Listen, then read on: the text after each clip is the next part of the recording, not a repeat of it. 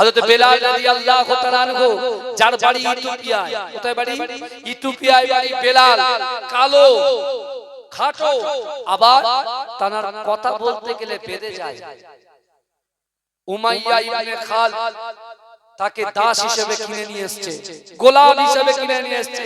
এ যুবকেরা ভালো করে বোঝার চেষ্টা করো, যখন বেলাল হুজুর মক্কাতে ঢুকছে উনি চিন্তা করছেন মক্কার জমিনে একজন মহামানবের আবির্ভাব হবে, যার নাম হবে মুহাম্মদ আহমদ। যদি তাকে কোনোদিন পেয়ে যায় তার হাতে হাত দিয়ে কলেমা পড়ে মুসলমান হয়ে যাব। জোরে বলে, এ জোরে বলবেন না? আমরা তো এমনি এমনি দিন পেয়ে গেছি, এমনি পেয়ে গেছি। দেখেন আমি যখন ভূমিষ্ঠ হয়েছি, না আমার চাচা, না আমার আব্বু, না আমার অন্য কেউ কাছের মানুষ আমার ডান দিকে আজানের ধ্বনি দিয়েছেন, বাঁ দিকে ইকামতের ধ্বনি দিয়েছেন। কথা ঠিক না ভুল? আর আল্লাহর রাসূলের সাহাবারা তারা ঈমান গ্রহণ করেছে, কত কষ্ট করেছেন। আমার ভাইজানেরা, হে নবী পাকের উম্মতিরা, হে নবী দেবানরা, বেলাল হুজুরকে উমাইয়া ইবনে খালদ বলছে, বেলাল না না না, কিছু দিনের মধ্যে আমার বাড়িতে মেহমান আসবে, না না না, ওই মেহমানের জন্য রুটি পাকাতে হবে, না না না, এক বস্তা চাল দিলাম, এই চালটাকে আটায় পরিণত করো। বেলাল হুজুর বলছে, না না, আমার শরীর অসুস্থ, আমার শরীর অসুস্থ, আমার শরীরটা খারাপ, কিন্তু আমার মালিককে আমি বলতে পারলাম না। এ যুবকেরা, রাতের অন্ধকারে ঘরের মধ্যে যখন চালটাকে আটা করে যাতাতে পিষছে, ও যুবকেরা, বেলাল হুজুর বেহুশ হয়ে পড়ে যায়। না না না, সে পুরো চালটাকে আটা বানাতে পারলো না। কিন্তু এ যুবকেরা, হে নবী পাকের উম্মতিরা, উমাইয়া ইবনে খালদ যখন সকালবেলা ঘরের মধ্যে ঢুকেছে, দেখতে পেল না না না, যেমন চালের বস্তা ছিল ঠিক অল্প রয়ে গেছে। হে যুবকেরা, ওই সময় বেলালকে উমাইয়া ইবনে খালদ দাঁড় করিয়ে দিয়েছে। ও যুবকেরা, ও নবী পাকের উম্মতিরা, একটু ভালো করে বোঝার চেষ্টা করে। আল্লাহর রাসূলের সাহাবারা কত কষ্ট করেছে, কত মেহনত করেছে। বেলাল হুজুরকে উমাইয়া দাঁড় করিয়ে বলতে, কি ব্যাপার, তুমি কেন পুরো চালটাকে আটা বানাতে পারো না? বেলাল হুজুর বলছে, মালিক না না, আমার শরীর অসুস্থ, আমি বেহুশ হয়ে গিয়েছিলাম, আমি পড়ে গিয়েছিলাম। না না না, কাফের উমাইয়া ইবনে খালদ বেলাল হুজুরের বুকে জোরে একটা লাথি মেরেছিল। কিন্তু এই যুবকেরা একটু ভালো করে বোঝার চেষ্টা করেন, বেলাল হুজুর যখন মসজিদে নববী শরীফে আল্লাহর রাসূলের সাহাবাদের সামনে আলোচনা করতেন, বেলাল হুজুর বলতো, আল্লাহর রাসূলের সাহাবারা শোনো শোনো, যেদিন উমাইয়া আমার বুকে লাথি মেরেছিল, মৃত্যুর আগ পর্যন্ত ওই ব্যথাটা আমি নিজেই অনুভব করি, আমি নিজে অনুভব করি। দুঃখ স্বরে বলতো, বুঝতে পেরেছেন? এখন উমাইয়া কি করেছেন, বেলাল হুজুর অসুস্থ বলে যখন পুরো চালটাকে আটা বানাতে পারলে না, বেলালকে ঘর থেকে বাইরে বার করে দিলেন। ঘর থেকে বাইরে বার করে দিলে 3 দিন যাবত খাবার দিল না। এই শুনছেন আপনারা বাবাজি, আপনারা শুনছেন তো? 3 দিন যাবত খাবার দিলেন, 3 দিন অতিক্রম হয়ে গেছে। বেলাল হুজুর দাঁড়াতে পারছে না। আর মক্কার মানুষেরা কি করছে, বেলালকে দেখছে, হাসছে আর বেরিয়ে যাচ্ছে। ভাইজান, আপনাদের এখানে যদি কোনো একটা মানুষকে কেউ যদি কিছু করে, ধরে আটকে রাখে বা মারে, আপনি একটা মুসলমান ভাই হিসেবে তার পাশে দাঁড়াবেন কি দাঁড়াবেন? এই কথা বলে মক্কার জমিনে মক্কার যুবকেরা দেখছে আর পালিয়ে যাচ্ছে।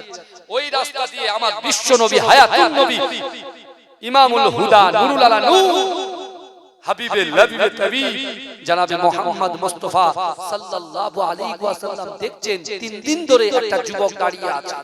আল্লাহর রাসূল আস্তে আস্তে বেলালের কাছে গেলেন। এ বেলাল রাসূলকে চেনে না, রাসূল বেলালকে চেনে না। ভালো করে বলবেন, তখন বেলাল হুজুর ঈমান আনেনি। এই শুনছেন, ঈমান আনেনি। আমার রাসূলের আখলাক দেখেন, ক্যারেক্টার দেখেন, চরিত্র দেখেন। সেই রাসূলের উম্মত আমরা, আমাদের চরিত্র, আমাদের ক্যারেক্টার কেমন হওয়া উচিত একটু ভালো করে বলেন। বিশ্ব নবী রাসূলুল্লাহ সাল্লাল্লাহু আলাইহি ওয়াসাল্লাম বেলাল হুজুরের কাছে এগিয়ে গিয়ে, বাবা তোমার বাড়ি কোথায়, তুমি কোথা থেকে এসেছো? বলছে আমার বাড়ি হচ্ছে ইথিওপিয়ায়, আমার নাম বেলাল। বলে কি ব্যাপার, বিগত 3 দিন ধরে তুমি এই জায়গায় দাঁড়িয়ে আছো?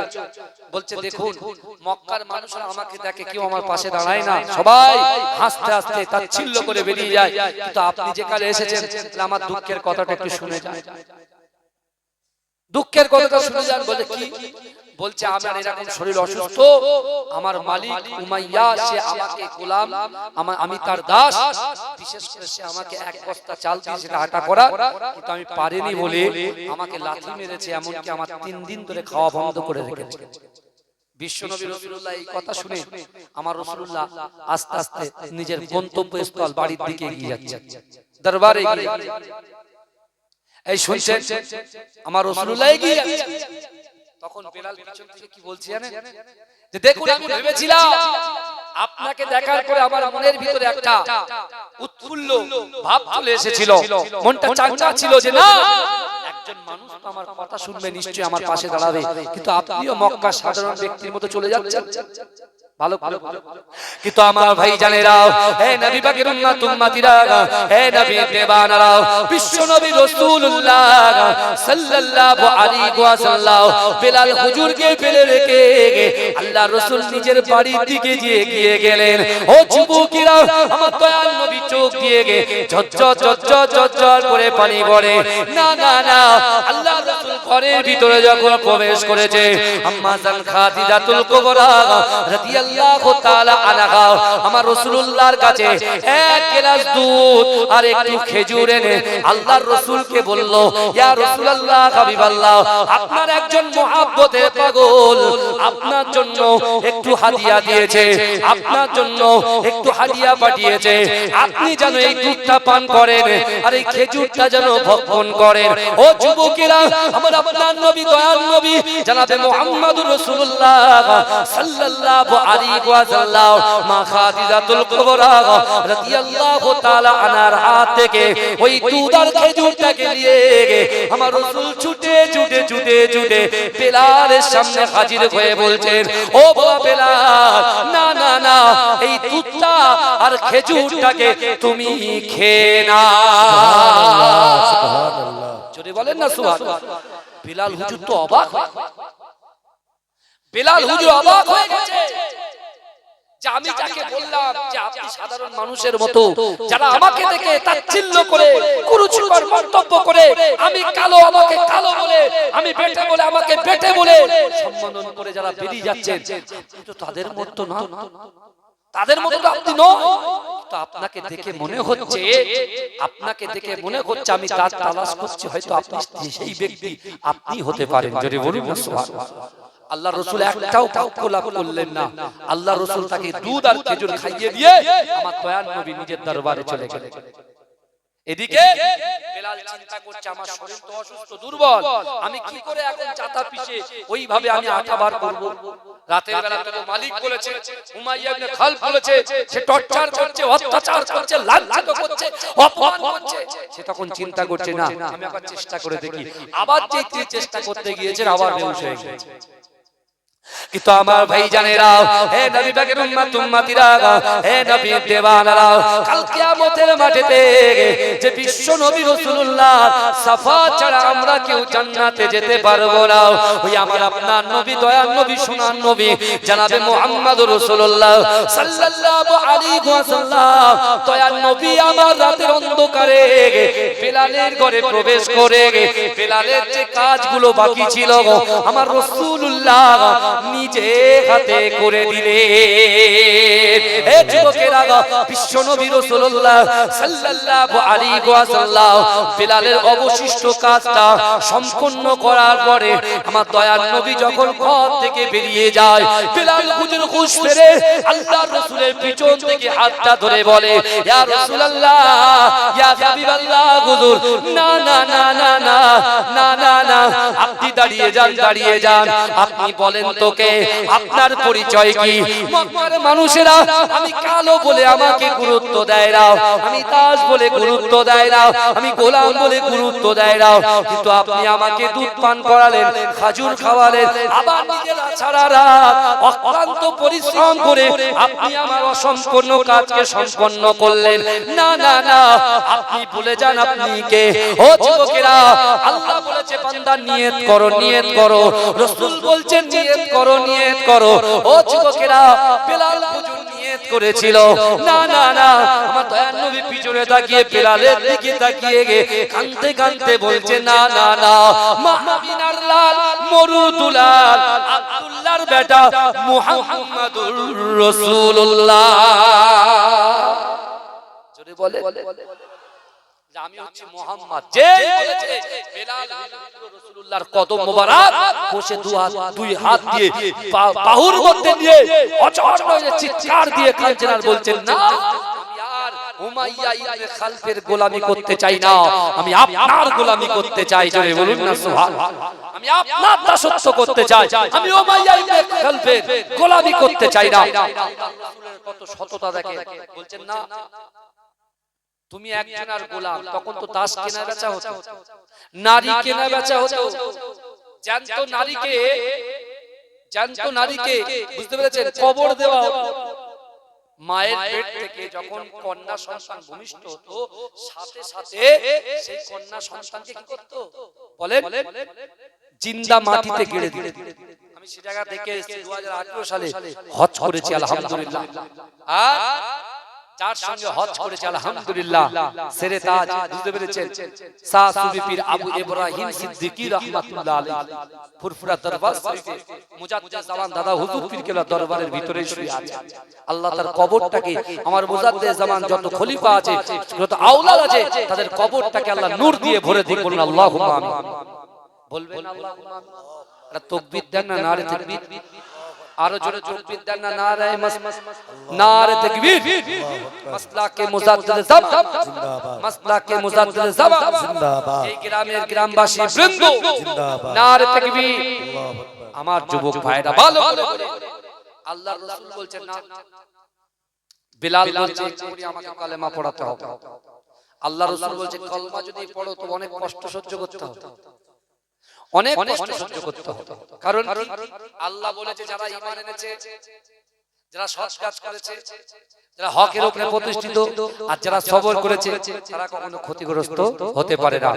দুনিয়ার ভিতরে যত বাধা বিপত্তি আসুক না কেন, আমাদেরকে সবর ইখতিয়ার করতে হবে। এ ঠিক বলছি না ভুল বলছি? কথা বলো।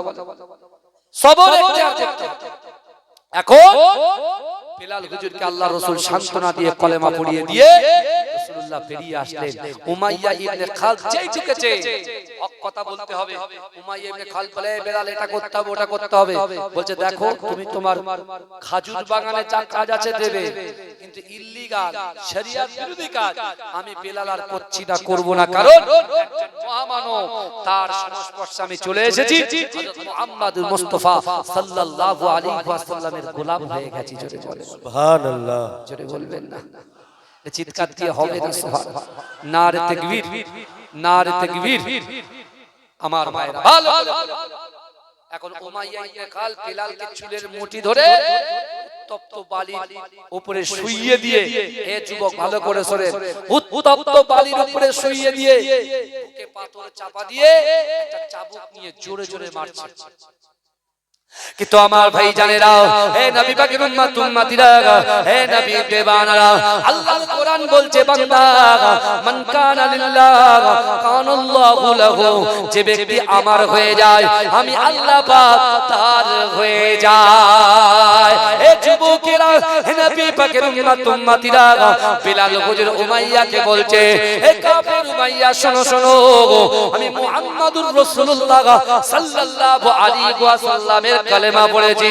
না না না, তুমি আমার মেরে মেরে মেরে ফেলতে পারো, রাসূলুল্লাহর মুহাব্বত আমি আর থেকে তুমি ছিনিয়ে নিতে পারবে না। এ যুবকেরা, হে নবী পাকের উম্মত উম্মতিরা, ওই বেলাল হুজুরকে এতবার মেরেছিল, বেলাল হুজুরের জবান থেকে লা ইলাহা ইল্লাল্লাহ মুহাম্মাদুর রাসূলুল্লাহ, লা ইলাহা ইল্লাল্লাহ মুহাম্মাদুর রাসূলুল্লাহ। হে যুবকেরা, ওই বেলাল হুজুরকে একটা সময় উমাইয়া ইবনে খালদ বলছে, না না, তুই আমার সাথে দূর হয়ে যাও, আমার সামনে থেকে দূর হয়ে যাও। কিন্তু এই যুবকেরা আমার আল্লাহ পাক কত ইজ্জত দেনেওয়ালা, আমার আল্লাহ বেলালকে কত ইজ্জত দিচ্ছে, কত সম্মান দিচ্ছে। ও যুবকেরা, এই বেলাল হুজুর কাবা বাইতুল্লাহ শরীফে হাতিমে নেমে গিয়ে কাবা শরীফটা তওয়াফ করে, লব্বাইক আল্লাহুম্মা লব্বাইক, লব্বাইক আল্লাহুম্মা লব্বাইক, লব্বাইক লা শারীকা লাকা লব্বাইক, ইন্নাল হামদা ওয়ান নি'মাতা লাকা ওয়াল মুলক লা শারীকা লাক। এই বেলাল হুজুর কি তওয়াফ করছে? কথা বলে না, কাবা শরীফ তওয়াফ করছে। কাবা শরীফ তওয়াফ করছে, তখন কাফেররাও কাবা শরীফ তওয়াফ করত। আবু জেহেল কাবা শরীফ তওয়াফ করত, আবু লাহাব কাবা শরীফ তওয়াফ করত। ভালো করে শুনবেন। আর রাসূলুল্লাহ আবু কুবাইস পাহাড়ের নিচে বসে বসে কোরআন পড়ছেন। রাসূলুল্লাহর ধ্যানটা কিন্তু কাবার দিকে আছে, কারণ রাসূলুল্লাহ বিলালের দিকে খেয়াল রেখেছেন। কারণ আমার রাসূল নিজে বলেছেন, যারা আমি রাসূলুল্লাহকে ভালোবাসবে, আমি রাসূলুল্লাহ তাকেও ভালোবাসবো। জোরে বলে, জোরে বলবেন না? এখন আবু জেহেল বেলাল হুজুর যখন তওয়াফ করছেন, তওয়াফ করতে করতে দুটো ফেস টু ফেস সাক্ষাৎ, সামনাসামনি যখন সাক্ষাৎ হয়েছে, আবু জেহেল বেলালকে বলছে, বেলাল দাঁড়াও দাঁড়াও। বেলালকে দাঁড় করিয়ে দিয়ে বলছে, দাঁড়াও, তুমি যে কাবা শরীফ তওয়াফ করছো, কার পারমিশন নিয়েছো? বেলাল হুজুর একটা কথা বলেন, এ বেলাল, তুমি তো একজন গোলাম, তুমি তো একজন দাস, উমাইয়া ইবনে খালদের দাস। তোমার এত বড় সাহস, তুমি কাবা শরীফ তওয়াফ করছো? আজকের পর থেকে যদি তোমার কাবা শরীফে তওয়াফ করতে দেখি, আমি আবু জেহেল তোমাকে হত্যা করব। জোরে বলুন নাউজুবিল্লাহ, জোরে বলুন নাউজুবিল্লাহ। এ বেলালকে বলছে কি করবে? কথা বলেন, হত্যা করবে, হত্যা। রাসূলুল্লাহ শুনছেন, শর্ট করছি, ভালো করে শুনেন। রাসূলুল্লাহ শুনছে, আল্লাহর রাসূল আল্লাহর কাছে হাত উত্তোলন করে বলছে, আল্লাহ আপনি আমাকেও সবর দেন, আমার সাহাবাদেরকে সবর দেন। জোরে বলেন, জোরে বলবেন না? আল্লাহ সহজে কাউকে ধরে না, ধরলে পরে এই ছাড়ে না। বলেন, কথা বলেন। আল্লাহ সহজে কাউকে ধরে না, ধরলে পরে ছাড়ে না।